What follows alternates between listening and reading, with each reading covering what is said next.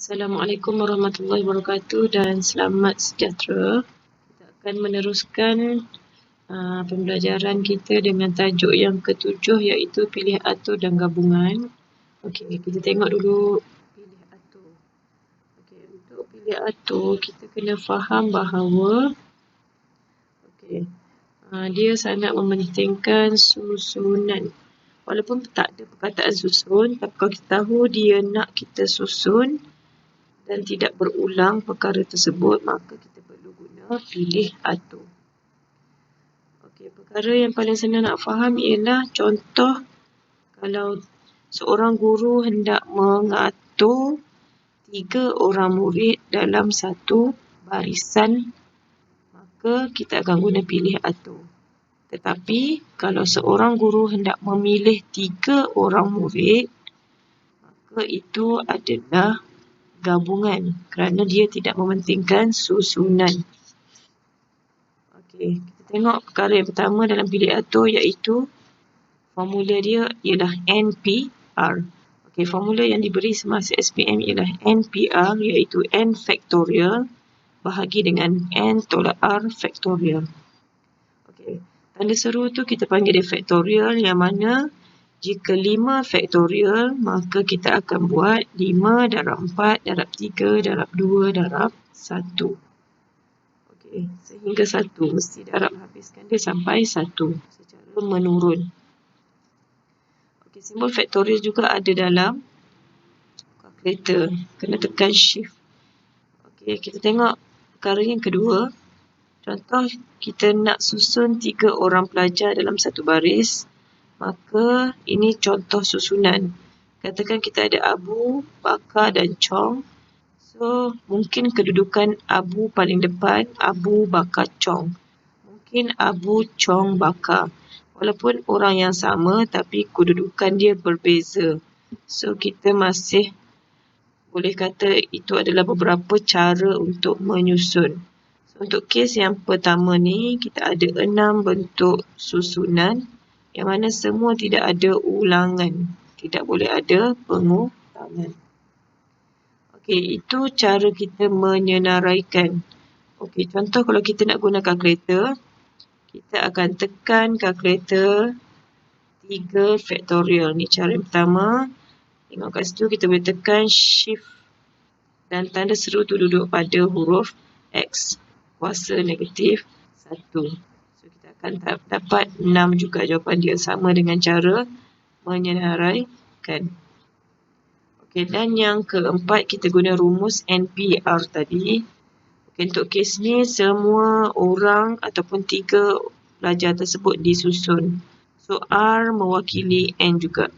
Tapi kalau hanya sebahagian sahaja disusun, so N adalah jumlah, R adalah kes dalam soalan. Okay, untuk kes yang seterusnya ni, kita guna rumus. So, kita kata kat situ 3P3 bersamaan dengan 3 factorial bahagi dengan 3 tolak 3 factorial. So, dapatlah 3 darab 2 darab 1. Manakala kosong factorial ialah 1. Kita tetap akan dapat jawapan yang sama iaitu 6 cara susunan. Dan yang terakhir kita boleh guna direct, guna kalkulator. Kalau tadi kita guna factorial, sekarang kita guna P. Okay, so kita tekan kalkulator 3P3. P tu berada dekat simbol darab. So kena tekan shift. So, shift darab. So tekan 3 shift darab 3. So 3P3 sama dengan 6. Okay, sekarang kita akan tengok beberapa contoh. Tengok dulu contoh yang pertama. Okey, katakan kita diminta menyusun 5 huruf iaitu PASTI. Kita tak kata satu huruf tapi kita kata 5 huruf. Okey, dan kat situ ada konsonan dan vokal. Tapi diberi syarat kat sini. Yang pertama sekali, tidak ada apa-apa syarat. So, bila tidak ada apa-apa syarat, dan kita nak susun semua nombor, maka cara kerja dia ialah untuk A, kita ada 5 nombor. Sorry, kita ada 5 huruf dan kita nak susun semua. So 5P5. 5P5 ni sebenarnya sama dengan 5 faktorial. Kita pulang. Pelajar nak tekan 5P5 atau 5 faktorial. So kita tekan, kita akan dapat jawapan dia 120. Okay, untuk soalan A. Okay, untuk soalan B. Mulakan dengan huruf vokal. Bila ada syarat yang lebih detail, kita akan letak kotak-kotak kosong dan letak syarat vokal di hadapan. Kalau bermula mesti kat sini. Okey, bermula dengan huruf vokal ada huruf A ataupun I sahaja. So di sini sahaja kita ada 2 huruf, tapi tak boleh letak semua. So pilih satu. Okey. Jika kita dah pilih A, maka huruf I mesti masuk dekat mana-mana. So kita ada lagi 4 huruf. Pilih 4. Okey, kita tekan kalkulator, kita akan dapat 2P1 darab 4P4. Okey, kita akan dapat jawapan dia 48. Okey, dan soalan yang terakhir C. Huruf vokal mesti bersebelahan.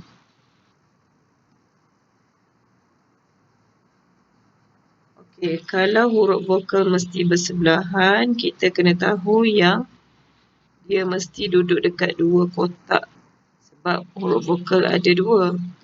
Kalau ada 3, kita kotakkan 3. Beza tadi kita letak 1 kotak saja. Yang ni 2 kotak sebab bersebelahan, bukan bermula. Okey. Walaupun dia duduk di hadapan, actually dia juga boleh duduk dalam, katakan macam ni tadi. Sebenarnya dia juga boleh duduk kat sini. Dan dia juga boleh duduk dekat tempat-tempat seterusnya. Okey, so kat sini kita kata, kita fokus dekat yang gambar yang pertama sahaja. Okey, untuk kes ni kita kata tadi, kat sini sahaja dia ada 2P2. Okey, sebab apa 2P2? Dua-dua ni dipilih ataupun dua-dua ni perlu disusun. Senang kita guna 2 faktorial. Tadi 2P1 sebab hanya satu sahaja huruf yang perlu bermula. Tapi kalau bersebelahan, apa maksud 2 faktorial? Mungkin huruf A kat depan, I kat belakang. Mungkin juga dimula dengan I baru huruf A. So ada 2 cara. Okey, darab dengan. Okay, sekarang kita kira ada berapa kotak kosong lagi. 1, 2, 3. Okey, yang kotak ni kita kira 1. So ada lagi 4 kotak yang perlu disusun sebab kotak yang besar ni boleh berpindah-pindah di tempat yang lain. Okey, so bila kita kira, kita akan dapat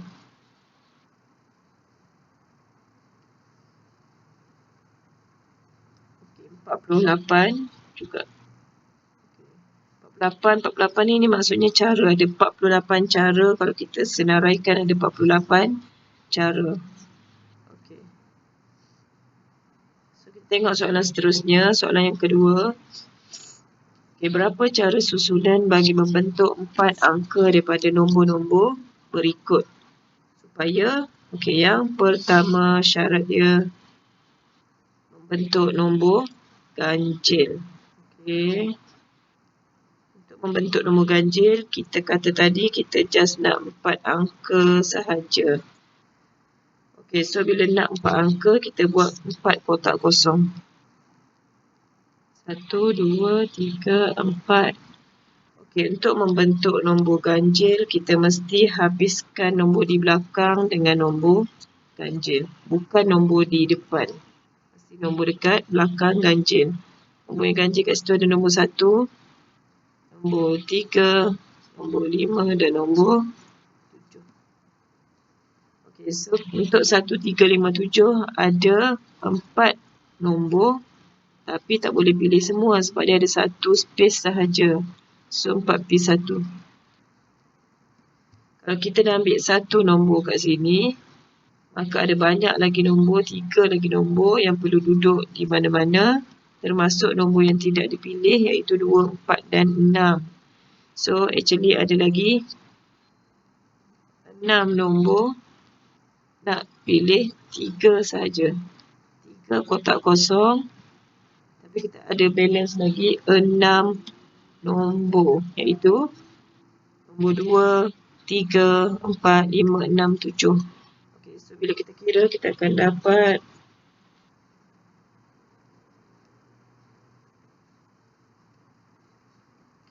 480 cara. Okey, untuk soalan B, membentuk nombor yang lebih besar daripada 5,000. Okey, so kita nak 4, masih lagi tertakluk pada soalan asal 4 angka. Kalau kita nak nombor yang lebih besar dari 5,000, so nombor 5 boleh berada di depan. Okay, nombor yang boleh berada kat sini ialah 5, 6 dan 7. Sebab 5,000, 6,000, 7,000. Okey, kat sini saja ada 3 nombor yang hanya boleh diisi oleh satu nombor.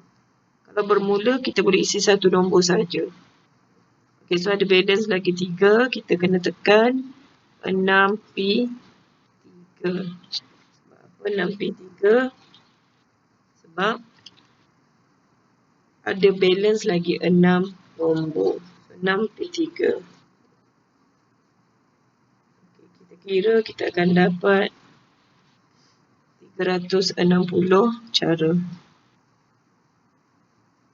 Okay, dan contoh seterusnya. Okay, katakan kita nak bina password. Kata kunci kita ada buat satu apps dan kita nak adakan password.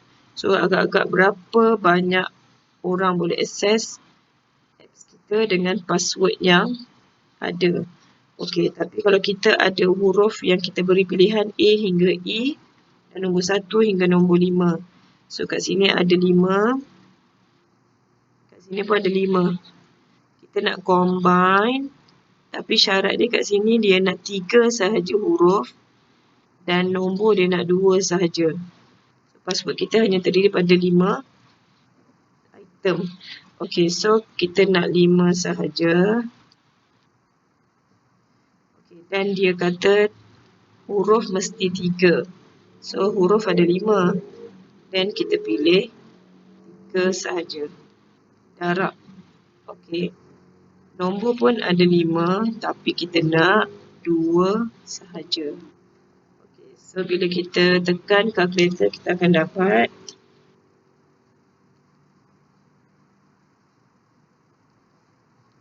1,200. Okay, kat sini bermaksud, apa maksud 1,200? Yang pertama kita faham ada 1,200 password yang boleh dibina dengan syarat yang kita beri. So hanya 1,200 orang saja yang boleh akses. Okay, so macam mana kita nak lebihkan lagi orang yang boleh akses kita punya apps? Contoh Gmail dan sebagainya. So ini kalau kita nak lebih ramai, kita kena letak lebih banyak abjad dan huruf pilihan. Mungkin A hingga Z, nombor 1 hingga 10, nombor 0 hingga 9.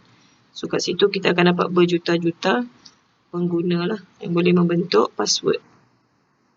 Okey, dan contoh yang terakhir, katakan kat sini kita ada, kalau kita baca kat sini, dia kata berapa bilangan cara untuk menempatkan 3 lelaki dan 4 perempuan dalam satu baris yang mengandungi 7 kerusi.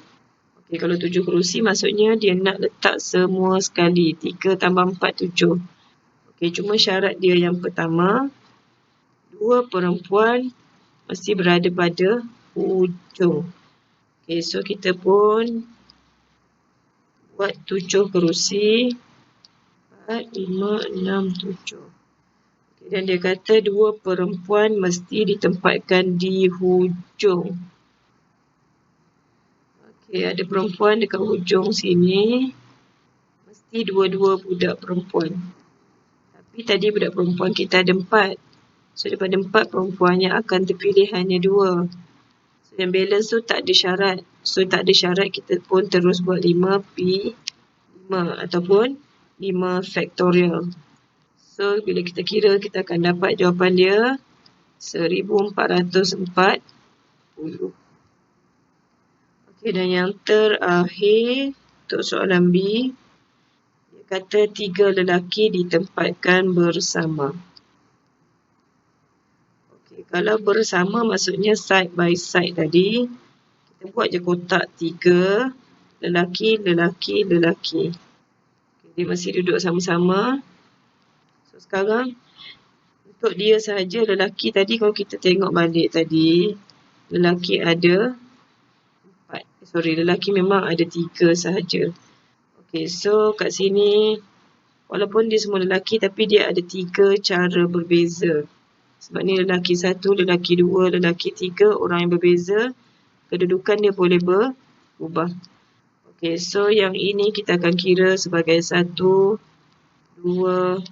3, 4, 5. So ada lagi 5 cara perpindahan dia. Yang blok paling besar ni dia boleh pindah lagi tempat-tempat lain sebab dia tak kata bermula. Dia hanya duduk bersebelahan. Okey, so lepas kita kira, kita akan dapat 720 cara.